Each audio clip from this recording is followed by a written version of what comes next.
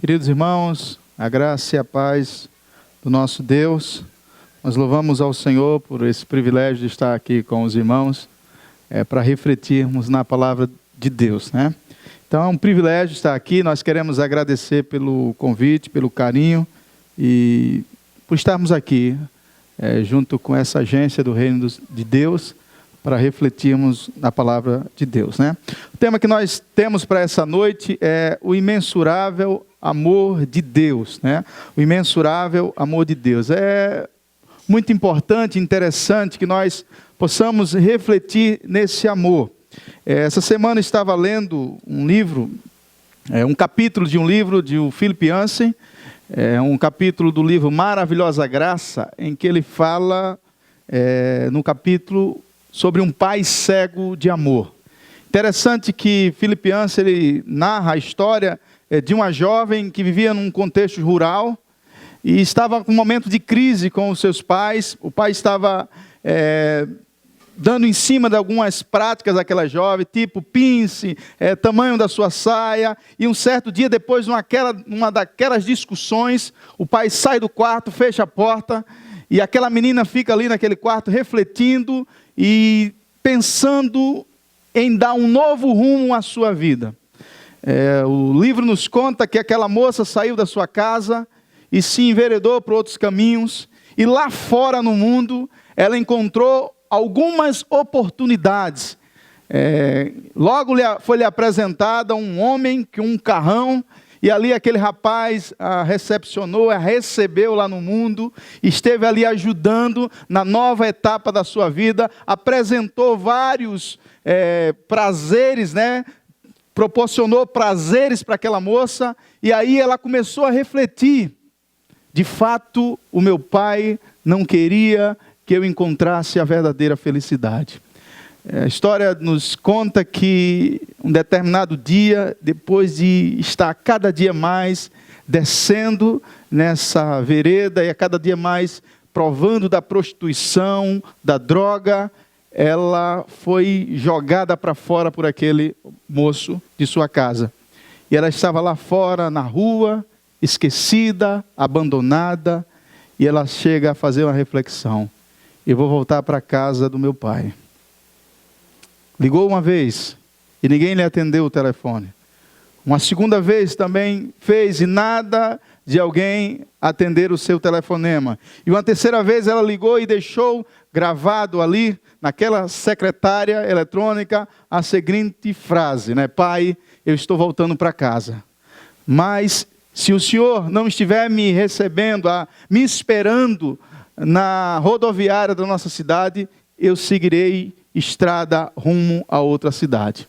A história conta que aquela moça estava naquele ônibus e a cada tempo, cada quilômetro que se passava daquela em destino à sua cidade, havia uma placa que dizia: faltam tantos quilômetros, e cada dia mais, cada tempo mais se aproximava do encontro com o pai, mas ela não tinha certeza se de fato o seu pai tinha ouvido aquela mensagem.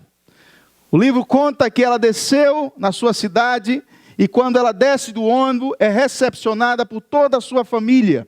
Estava lá os seus familiares, a sua mãe, os seus irmãos, primos, avós, estavam todos recepcionando com chapéus de festas e apitos, celebrando o retorno daquela jovem. Estavam todos ali, mas de repente, em meio àquela multidão, chega o seu pai, que encontra aquela jovem, o dá um abraço e diz: filha, vamos para casa, que a festa vai começar. Olhando para essa história, trago à mente um texto em que Jesus conta uma história muito parecida. Eu queria que você nessa noite abrisse a sua Bíblia lá para Lucas capítulo 15. E nós queremos refletir sobre o texto da palavra de Deus. Lucas capítulo 15.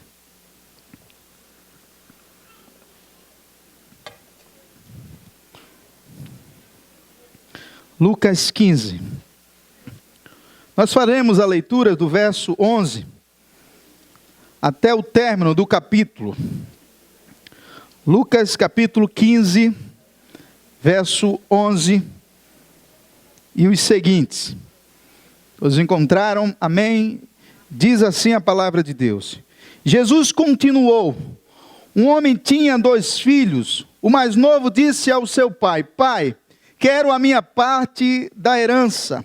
Assim ele repartiu sua propriedade entre eles. Não muito tempo depois, o filho mais novo reuniu tudo o que tinha e foi para uma região distante. E lá desperdiçou os seus bens vivendo irresponsavelmente. Depois de ter gasto tudo, houve uma grande fome em toda aquela região, e ele começou a passar necessidade. Por isso foi empregar-se com um dos cidadãos daquela região, que o mandou para o seu campo a fim de cuidar de porcos.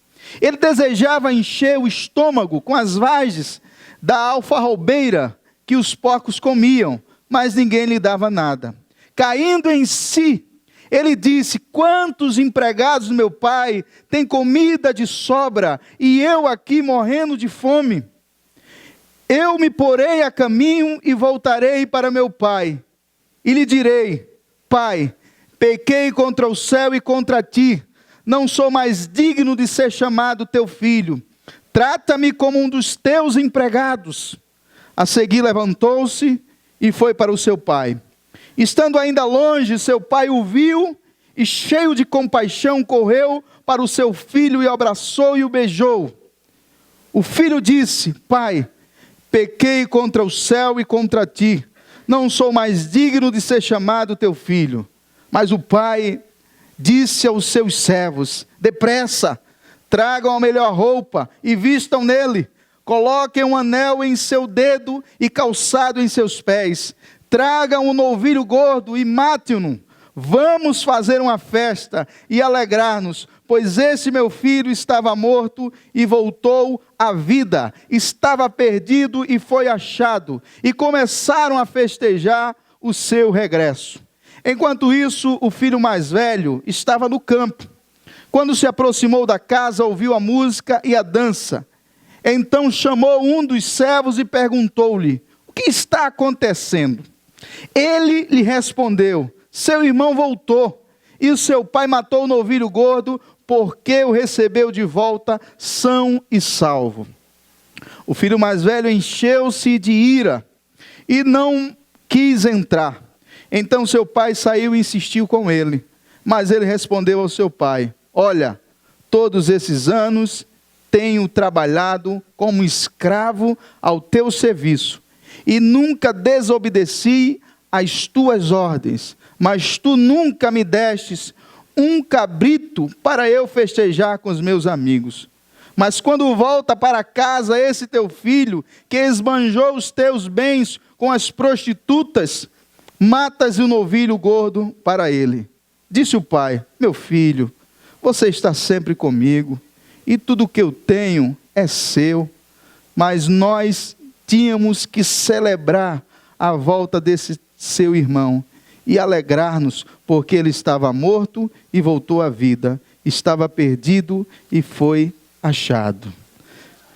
Para compreender esse texto, é interessante que nós façamos uma leitura dos primeiros versículos desse capítulo, em que Jesus estava, diz o texto, todos os publicanos e pecadores estavam se reunindo para ouvi-lo, mas fariseus e os mestres da lei o criticavam.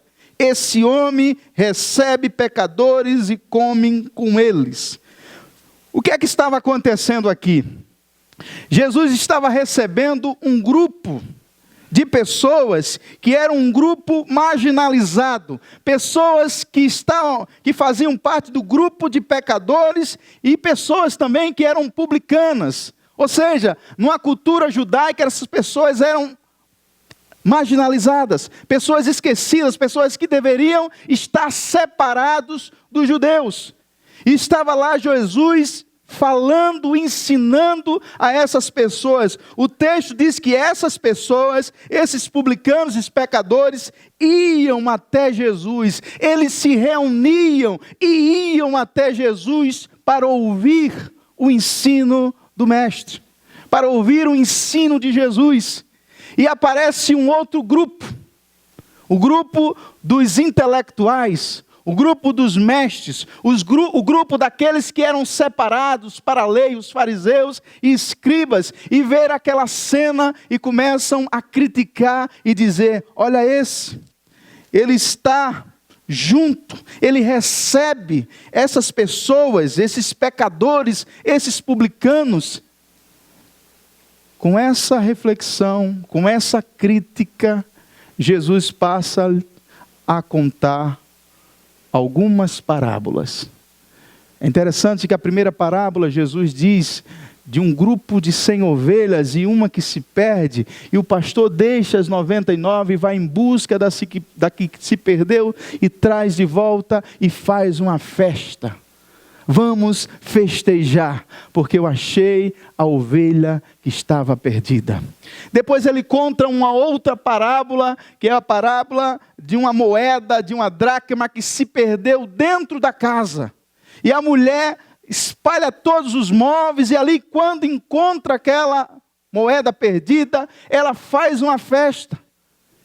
Chama as vizinhas e faz uma festa e celebra o encontro daquele objeto que fora perdido. E uma terceira parábola também nós percebemos isso. Alguém que vai embora, alguém que se perde, alguém que se distancia da casa, do lar, mas termina com o retorno desse filho. É interessante que essas três parábolas, elas começam olhando um sentimento de tristeza, de perda, e termina com uma festa. A primeira, a ovelha se perdeu e o pastor encontra e celebra e faz a festa. A segunda, a moeda se perdeu, a mulher encontra a moeda e faz uma festa. A terceira, o filho se perdeu e o pai encontra o filho e faz uma festa. Eu percebo que Jesus estava querendo ensinar algo a esse grupo de fariseus e escribas. Eu olho para o texto e começo a fazer um paralelo entre esse grupo de pecadores e publicanos como uma representação desse filho que vai embora, e olho para os escribas, para o fariseu, desse filho que está dentro de casa, mas quando olhamos para a história vamos perceber que ambos estão perdidos. Ambos estão perdidos.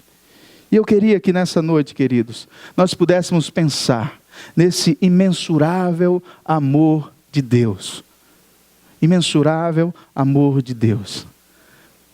Eu gosto de uma música do grupo Vineyard que ele diz assim: nada que eu fizer te fará me amar mais. Isso é graça. Nada que nós deixamos de fazer vai fazer com que Deus nos ame menos. E nada que nós façamos fará Deus nos amar mais. Porque o seu amor é incondicional. O seu amor não é baseado em os nossos débitos, nem os nossos créditos. O seu amor é incondicional.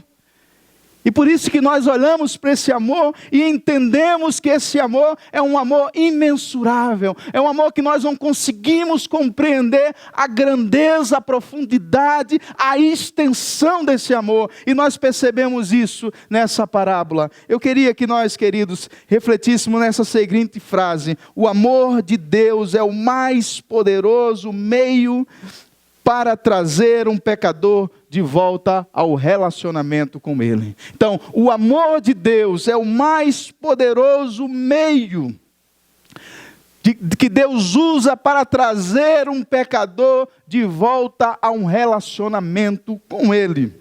Por quê? O amor de Deus é o meio mais poderoso de trazer o pecador, aquele que está distante, a um relacionamento com Ele, com Deus. E eu queria que nessa noite nós pensássemos sobre 3 efeitos do amor de Deus. 3 ações desse amor que irá promover, um retorno, e a promover um perdão, vai promover uma transformação e vai promover uma celebração. E eu queria que nessa noite nós pensássemos sobre isso. O amor de Deus é o mais poderoso meio de trazer um perdido ao relacionamento com Deus. Primeira coisa que nós encontramos no texto é que o amor de Deus promove perdão. O amor de Deus promove perdão. O texto conta, que nós acabamos de ler, diz que o filho chega para o pai e diz: pai, eu já estou cansado dessa vida, eu quero que o Senhor me dê o que me pertence. Me dê o que me pertence. Isso na época era chegar para o pai e dizer: velho, o senhor já está demorando muito a morrer. Demorou. Já que o senhor não morreu, eu quero que o senhor me dê a parte dos bens a que me pertence, eu quero a minha herança. Imagina só, queridos, um filho dizer isso para o pai. Foi isso que aconteceu. E o pai, o que é que acontece? Ele pega e reparte a herança. Ele tinha 2 filhos. Um iria viver de uma forma irresponsável e o outro fica calado. É interessante isso. Nós vamos ver lá na frente que o filho mais velho, ele começa a fazer questionamento ao pai, mas nessa história, ele como filho mais velho, a lei dizia que ele precisava se posicionar e dizer: vem cá, meu irmão, o que você fez foi uma afronta contra o nosso pai. Você não deve fazer isso. Você precisa amar o nosso pai, isso foi uma afronta. Você precisa, o filho mais velho precisava se posicionar. Mas assim ele não fez. Sabe por que ele não fez isso? Porque nessa partilha, o irmão mais novo ficaria com 1/3 e o irmão mais velho ficaria com 2/3. Ou seja, o irmão mais velho ficaria com a metade. Então para ele era algo muito bom. E o que aconteceu? O pai repartiu e o filho mais novo foi conhecer outros ambientes e outro caminho. A história conta que ele chegou a uma terra distante e gastou todos os seus bens de uma forma irresponsável. Estourou todos os cartões, não conseguiu pagar, né? Ficou liso. E o que acontece? Ele começa eu entendo no texto que ele começa a pedir ajuda, mas o texto diz que as pessoas não quiseram lhe ajudar. E um certo dia ele se alista e vai trabalhar com alguém que dá uma missão para ele. Para um judeu seria o nível mais baixo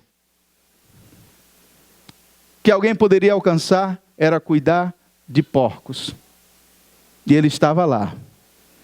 Era mais ou menos hoje alguém ser contratado para cuidar de ratos. Uma menina, né, uma moça, cuidar de ratos. Imagina só como seria essa situação. Era isso para um judeu, ele ia cuidar de porcos.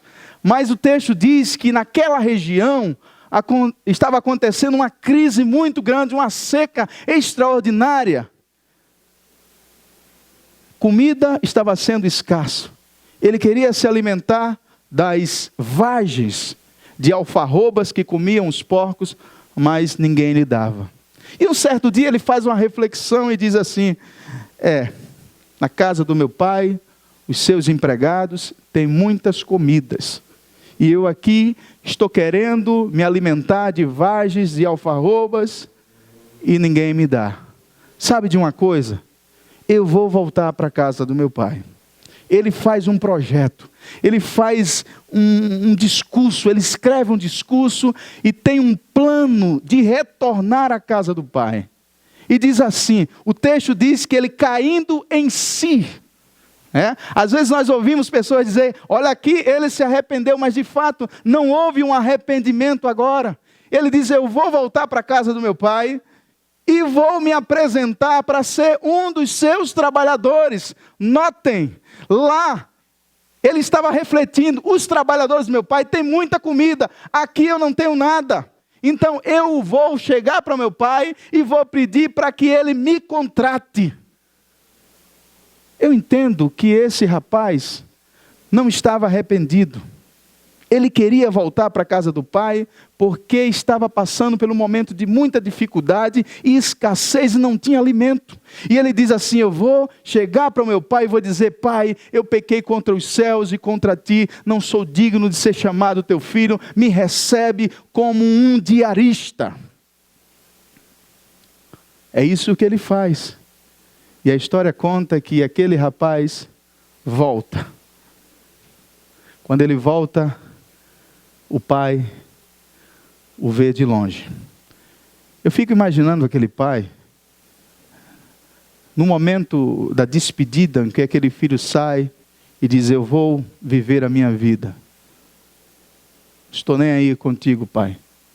E eu olho para aquele pai e fico imaginando que aquele caminho, aquela estrada que o seu filho seguira, era algo que estava aquela cena estava muito forte na cabeça e na mente daquele pai. E eu fico imaginando que todos os dias ele ia para aquela estrada e olhava.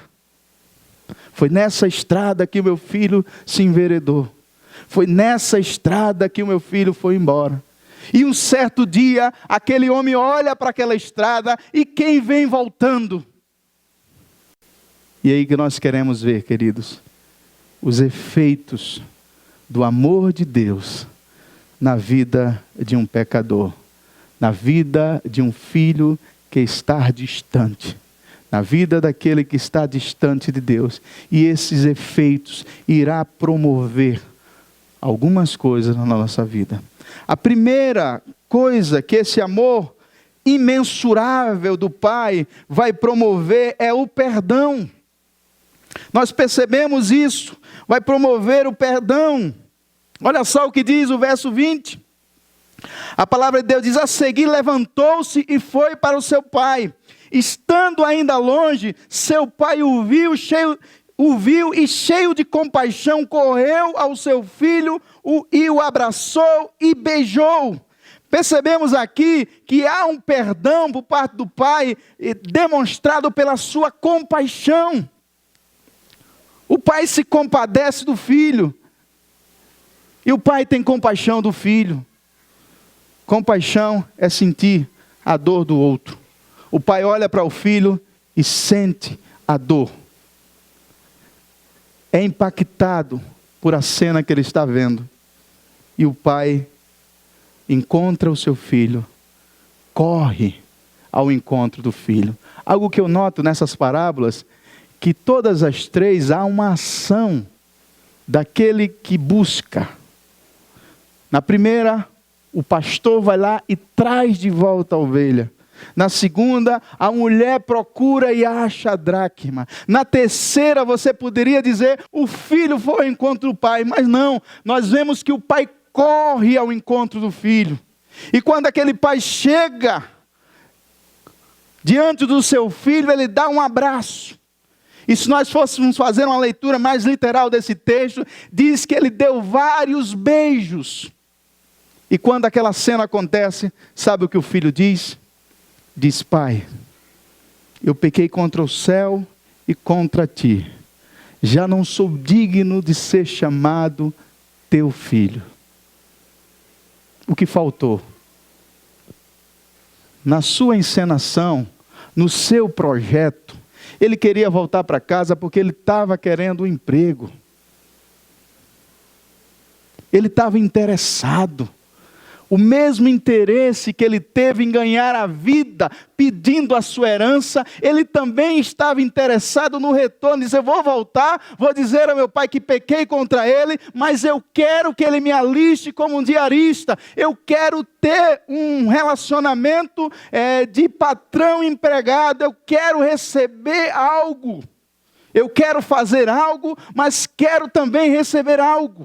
E foi isso que ele pensou. Mas, queridos, eu compreendo que depois que o pai o abraça e depois que o pai o beija, promoveu um arrependimento no coração daquele rapaz. O contato com o pai proporcionou um arrependimento verdadeiro. E aí ele diz: pai, pequei contra os céus e contra ti. Já não sou mais digno de ser chamado teu filho. Ele não repete aquilo que ele estava imaginando de ser um empregado. Ele diz: eu pequei. Aí nós percebemos de fato um arrependimento. E o que o pai faz? O pai o recebe. O pai o perdoa. E o trata e o devolve a dignidade de filho. Lendo um texto em em que o autor Rubem Alves escreve O Deus que eu conheço, um livro. Ele conta e narra e escreve uma síntese da parábola do filho pródigo.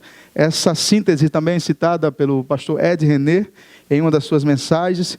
Ele fala o seguinte, que Deus não soma, não contabiliza débitos nem créditos. O filho chega para o pai e diz: pai, eu peguei o dinheiro adiantado, eu gastei tudo, eu estou arruinado. E o pai olha para o filho nessa síntese e diz: filho, eu não somo débitos. Eu não vou lhe deixar de lhe amar. Eu não vou lhe amar menos por isso. Isso é graça.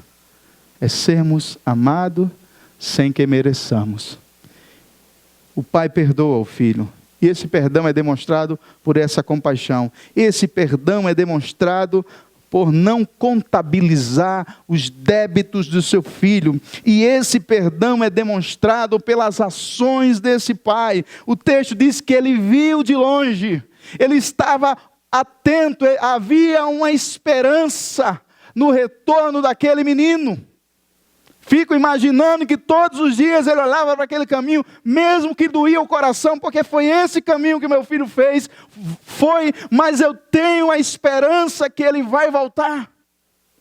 Eu tenho a esperança que nesse caminho que o levou para longe de mim, será esse caminho que vai trazê-lo para perto de mim. E o pai viu de longe, o pai teve compaixão, o pai correu ao encontro do filho. Era proibido um senhor correr.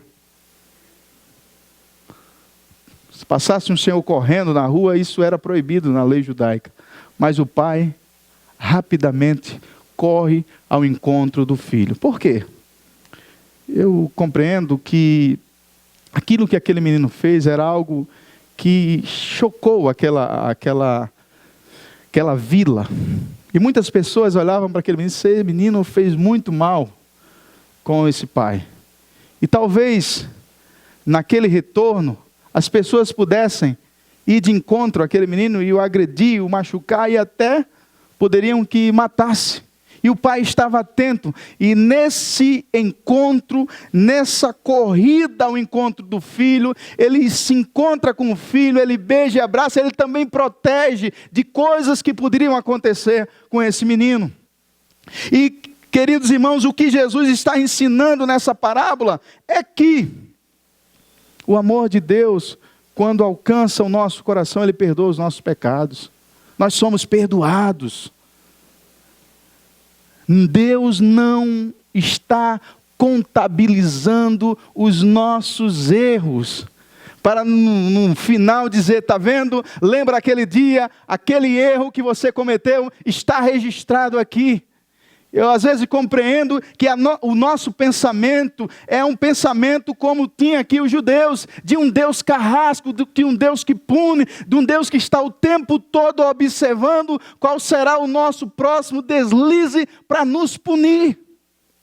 E às vezes olhamos para a desgraça, para as tragédias que acontecem com pessoas dizendo: está vendo? Não foi obediente, não obedeceu a Deus e Deus puniu. Esse não é o Deus da Bíblia. Esse não é o Deus apresentado por Jesus. O Deus que Jesus apresenta é um Deus que não soma os nossos débitos. É um Deus que nos perdoa, seja qual for o nosso pecado. Deus perdoa. E a palavra perdão, no Novo Testamento, dá uma ideia de lançar fora, de jogar fora. Não significa que houve apagou, que não lembra mais, mas significa que aquilo não vai ter mais contabilidade, aquilo não vai pesar mais sobre a nossa vida, porque nós nos arrependemos e Jesus lançou fora. Fomos perdoados. Louvado seja o nome do Senhor por esse perdão. Queridos, todos os nossos pecados foram perdoados. Os do passado foram perdoados. Os que praticamos no presente estão perdoados. E os que iremos ainda praticar no futuro estão perdoados. Jesus nos perdoou. O amor de Deus é imensurável e o seu amor é o mais poderoso meio de trazer um pecador de volta a um relacionamento com Deus. E esse primeiro efeito é o amor que promove perdão. O segundo efeito aqui, queridos, é um amor que promove transformação. É um amor que transforma a nossa vida, o nosso ser. O que é que acontece? O pai chega para seus servos e pede para que façam um trabalho, façam uma festa, organizem. Olha só o verso 21. O filho lhe disse: pai, pequei contra o céu e contra ti, não sou mais digno de ser chamado teu filho. O verso 22, mas... É como se o filho estivesse confessando o seu pecado e o pai dissesse: espera aí, meu filho, eu não vou somar os seus deslizes, os seus débitos. Espera aí. Aí ele olha para os servos e diz: depressa, tragam a melhor roupa, vistam nele, coloquem um anel em seu dedo e calçado em seus pés. É interessante que o filho, quando volta, ele é totalmente passivo. Pare, vistam roupa. E quando eu olho essa expressão de vestir roupa, dá a ideia que Deus, que o Senhor está falando de uma transformação e tirar alguém que está vivendo um momento de desonra e devolver a honra. Esse momento o pai estava dizendo: coloquem novas vestes, coloquem novas roupas. Essa roupa você não deve mais usar. Essa roupa representa a vida distante do pai. Agora eu quero lhe dar uma roupa do pai. A expressão mais literal do texto é isso, é roupa do pai. Não compreendemos uma roupa que ficou lá, esquecida para o filho, mas uma roupa preparada e uma roupa doada pelo pai para aquele filho. O pai estava dizendo: meu filho, eu estou lhe devolvendo a honra. Eu estou lhe devolvendo a vida. Eu estou lhe recepcionando como filho. Eu estou dando a você aquilo que você desperdiçou, aquilo que você perdeu. Há uma transformação. Esse amor transforma. Desonra em honra. Esse amor transforma. Ele diz assim: tragam a roupa e vistam nele, coloquem um anel em seu dedo. O anel era o símbolo da família. Os anéis daquela época tinham um símbolo da família. E quando alguém usava o anel, ele estava dizendo: eu faço parte daquela família. E onde ele chegasse, ele poderia usar o anel e estar ali e comprar qualquer coisa, porque o anel era uma espécie de cartão de crédito. Olha só o que o pai faz para o filho. Pede tudo, gasta tudo, mas o pai lhe devolve e coloca em seu dedo um anel. Esse anel é o símbolo da filiação. Esse anel é o símbolo: filho, você andou por os caminhos errados, mas eu te recebo e você nunca jamais deixará de ser meu filho. Você continua sendo meu filho. Não existe ex-filho. Existe ex-maridos, ex-esposa, ex-cunhado, ex-professor, isso, mas filho não existe ex-filho. Uma vez filho, sempre filho. E o pai está dizendo: eu estou lhe recebendo como meu filho. Você é meu filho. Transformou a indignidade em dignidade, devolvendo e dando o anel ao seu filho. Há uma outra transformação quando o pai chega para os seus servos e diz: coloquem calçado em seus pés. Há quem diga que o sonho de todo escravo era um dia ter sandálias nos pés. Por quê? Porque as sandálias nos pés representavam libertação.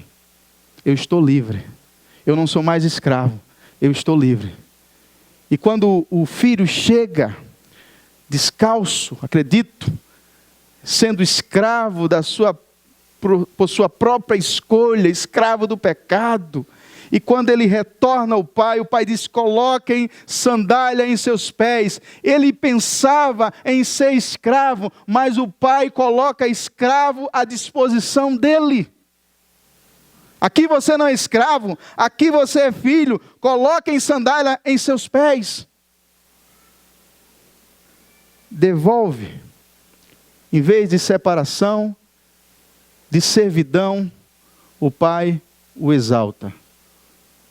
Interessante que, analisando o texto de Paulo, lá em Efésios capítulo 2, Paulo vai no mais profundo da natureza pecaminosa do homem e vai a mais sublime e mais alta,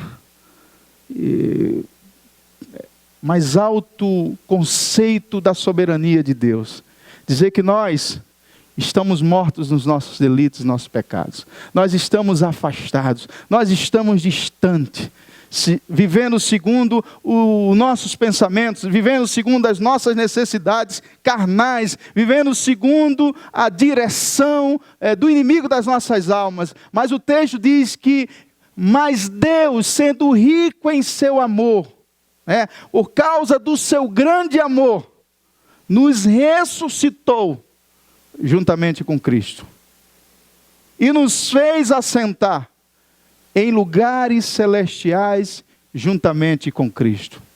Estávamos no cemitério, estávamos na cova, estávamos na sepultura, distante de Deus, mortos em nossos pecados e nossos delitos, e Deus nos tirou de lá e nos fez assentarmos juntamente em lugares celestiais com Cristo Jesus.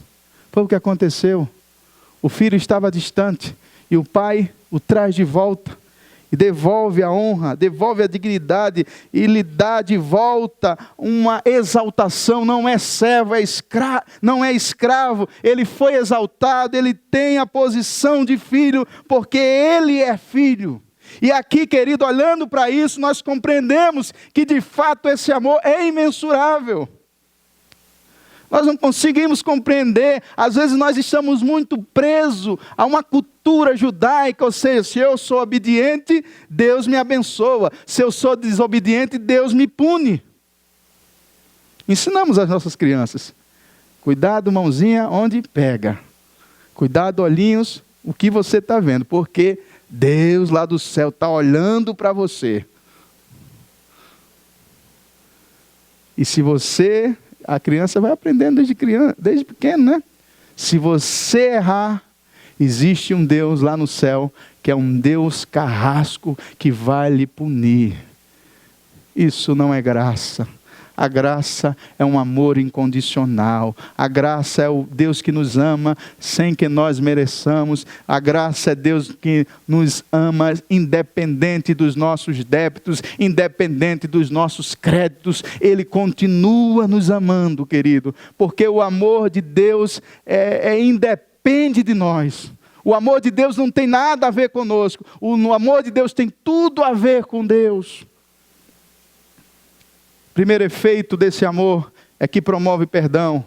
Segundo efeito desse amor é que promove transformação. E terceiro efeito desse amor, ele promove celebração. O que foi que aconteceu? A festa começou. O novilho cevado estava lá. Foi morto. Começou a festa. Eles começaram a se alegrar, a dançar, a festejar a vida, festejar o reencontro. Aí é onde surge no cenário a terceira pessoa, o terceiro personagem do texto. O filho mais velho. Ele chega do campo, se aproxima da casa e algo diferente estava acontecendo. O que era? Chega para percebe músicas, percebe danças e chega para um dos servos ali e pergunta: o que está acontecendo aqui? E um dos servos chega para ele e diz: olha, lembra daquele teu irmão que um certo dia chegou para teu pai e disse: me dá tudo. Foi embora, né? Ele voltou. E o teu pai mandou matar o novilho cevado lá. E está acontecendo uma grande festa. Ele convidou os vizinhos, a ideia do novilho é essa, não era um cabrito, não era coisa para a família, era coisa para a vila toda. O pai chega assim e disse, vamos fazer festa, chama o vizinho da direita, chama o vizinho da esquerda, chama todo mundo porque o meu filho voltou e nós queremos festejar. Lembram o que aconteceu na primeira e na segunda parábola? Começa com tristeza, começa com algo que se perdeu, mas termina com festa. E o que é que acontece aqui? O pai festeja o retorno do filho. E o que é que o irmão mais velho faz? Ele não fica nem um pouco feliz com isso. E fica revoltado, ficou cheio de ira, indignado. E o texto conta que ele não quis participar da festa. Isso às vezes acontece conosco, né? Acontece com você de vez em quando, alguém está feliz, fazendo festa, aí dá aquela, de vez em quando passa aquela inveja gospel, né? Ah, bem que poderia ter sido comigo, eu não quero entrar nessa festa não. Às vezes como vai, fica lá meio sem jeito, né? E participa, mas dentro não está festejando com a vitória, com a bênção, com aquilo que está acontecendo com outra pessoa. Foi isso que aconteceu. Ele ficou irado, ficou muito chateado. Não quis participar da festa. E o que aconteceu? O pai, sabendo, olhando para o texto, o filho mais velho, ele era o dono de toda a riqueza que era do pai. Por quê? A lei dizia que quando houvesse essa divisão, o filho mais novo ficava com um terço e o filho mais velho ficava com a metade, ele ficava com tudo. Talvez as pessoas ficassem imaginando, cadê o teu irmão? Cadê o seu filho? E o pai ficou sabendo, ele não quer vir, ele não quer festejar. E quando o pai chega lá, o que é que o irmão mais velho faz? O texto diz que, verso 28, o filho mais velho encheu-se de ira e não quis entrar. Então seu pai insistiu com ele. Vamos, meu filho, o seu irmão voltou. Insistiu, mas ele respondeu ao seu pai. Disse, olha, todos esses anos tenho trabalhado como um escravo ao teu serviço. Olha só, querido, ele era filho, mas se colocava como escravo. Ele era filho. Ele estava na posição de filho, mas se sentia como escravo. E ele disse, olha, todos esses anos tenho trabalhado como um escravo ao teu serviço e nunca te desobedeci. Era um religioso, era um crente bem certinho. Uma vez eu estava pregando essa parábola na igreja e chegou uma irmã e disse, esse aí que é um crente. O outro era um safado, mas esse era crente. Eu disse, irmã, todos os dois estavam perdidos. O filho mais velho era o crente, o religioso. Aquele bem fundamentalista. No mau sentido, né? Aquele que era todinho a coisa tudo certa, que queria fazer e queria que Deus, quer que Deus some os seus créditos. Ganhei tantas almas para Jesus, fiz isso, fiz aquilo, aquela igreja está assim porque fui eu, e isso acontece porque ele era o centro. É como se, Rubem Alves diz isso, é como se esse menino chegasse para o pai e dissesse, olha pai, eu sempre te obedeci, eu sempre estive aqui contigo, eu não faltei nada, eu estive na escola bíblica, participei de todos os cultos, estava aqui na construção, de tudo isso eu participei. Mas o Senhor não tem me abençoado. O pai chega para o filho, segundo a síntese do Rubem Alves, e diz, filho, eu não somo créditos. A música que eu falei de Viniardi no início. Nada que você fizer vai fazer com que eu te ame mais, porque eu te amo com toda intensidade.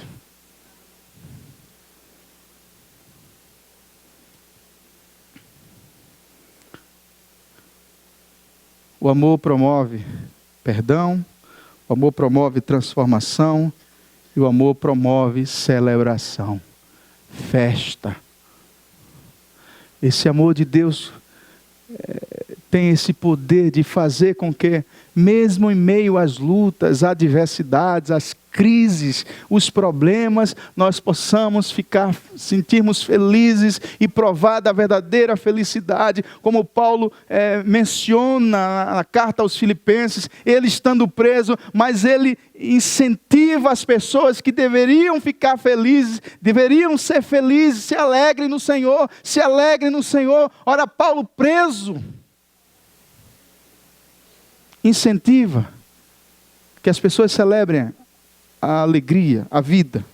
Olhamos aqui o texto e percebemos que o amor promove celebração pela vida. O pai chega para o irmão mais velho e diz: meu filho, nós temos que festejar, nós temos que fazer festa. O teu irmão estava morto e agora ele reviveu. O pai celebra a vida, mas o irmão mais velho não quer entrar nessa festa da vida. O pai celebra a vida. Precisamos, queridos, celebrar a vida. Precisamos ser gratos a Deus porque estamos vivos. Graças ao Senhor porque Ele colocou o fôlego de vida em nós e Ele mantém esse fôlego. Isso nós estamos vivos agora porque Deus está investindo na nossa vida. Está investindo em você.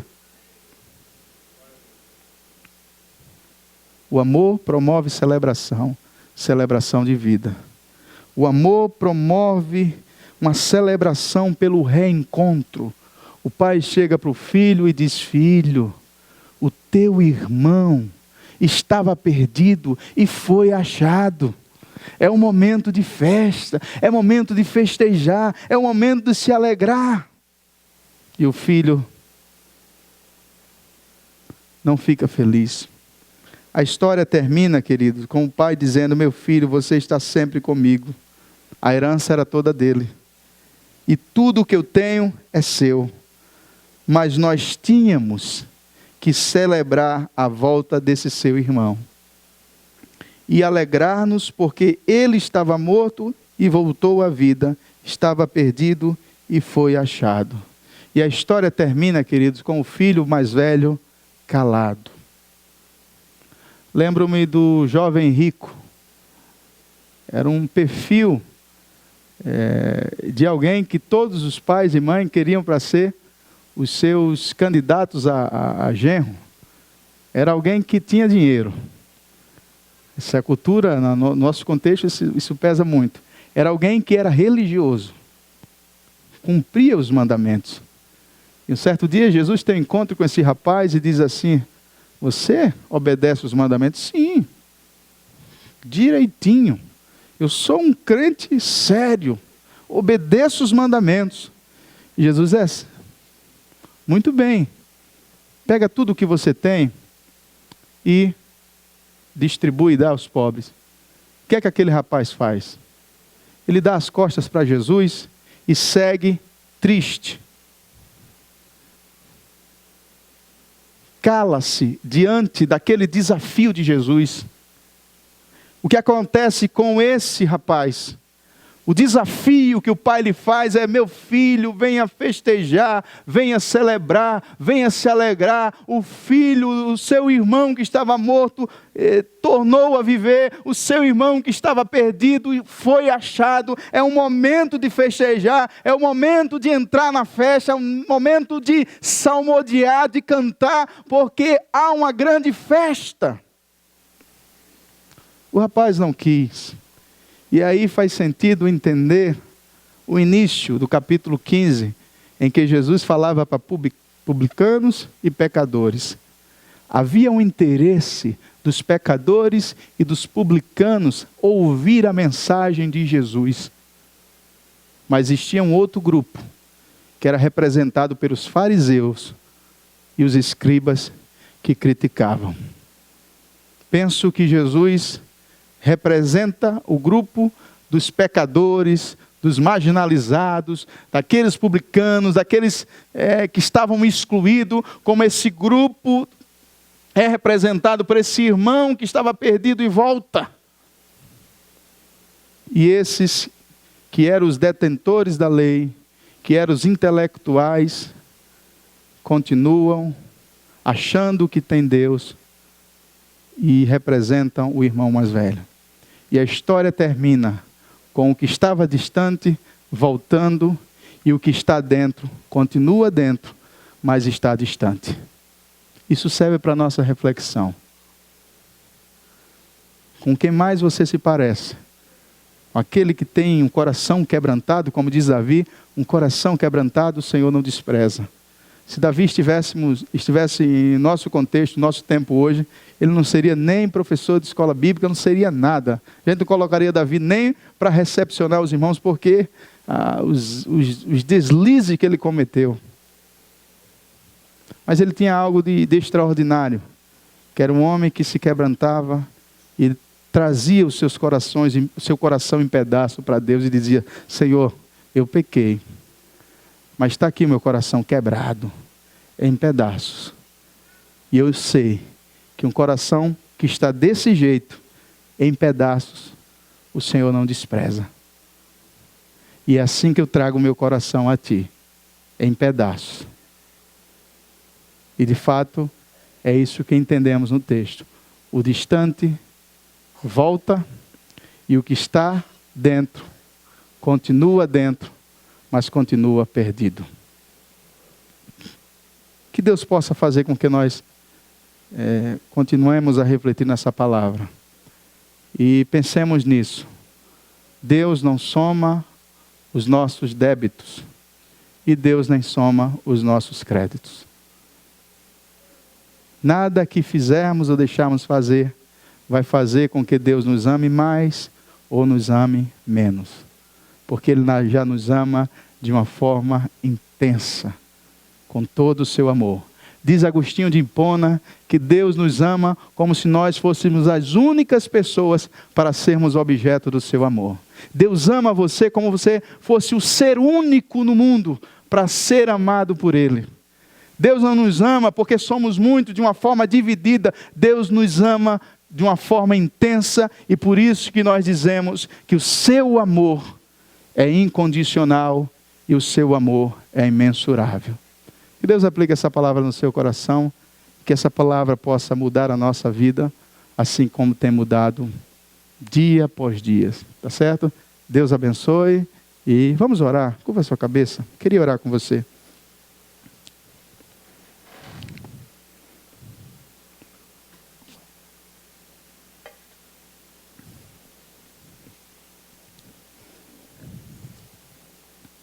Senhor,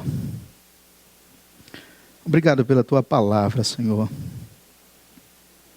Se ouvimos nessa noite a Tua palavra e compreendemos que o Teu amor é imensurável, que o Teu amor é incondicional, nada que estamos fazendo ou deixamos de fazer fará mudar o Teu amor.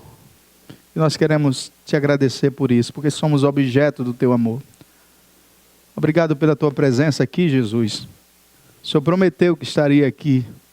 E nós cremos que o Senhor está aqui, porque o Senhor disse, onde tiverem 2 ou 3 reunidos no meu nome, eu estou presente. Somos mais de 2, mais de 3, e temos a certeza que o Senhor está presente aqui em nosso meio. Ó Deus, o Senhor sonda os nossos corações, sabe, ó Deus, das nossas necessidades. Abençoa a vida dos Teus servos que aqui estão, Senhor, trazendo a Tua graça, a Tua misericórdia, a Tua abundante, a Tua maravilhosa graça sobre a nossa vida. Abençoa a vida dessa igreja, Senhor. Obrigado pelo que o Senhor tem feito aqui, pelo que o Senhor ainda continuará fazendo e o que o Senhor irá fazer. Obrigado pela liderança, pela vida do Teu servo, pastor Marcelo, homem de Deus, a quem o Senhor tem levantado e tem trazido, Senhor, a Tua voz, a Tua palavra, a Tua mensagem, para que Ele compartilhe com essa agência do Teu reino, Pai. Deus abençoa todos os Teus servos que aqui estão, as famílias que estão representadas.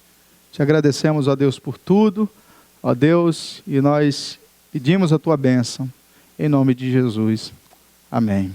Amém, queridos. Deus abençoe e Deus continue sendo com vocês. Amém.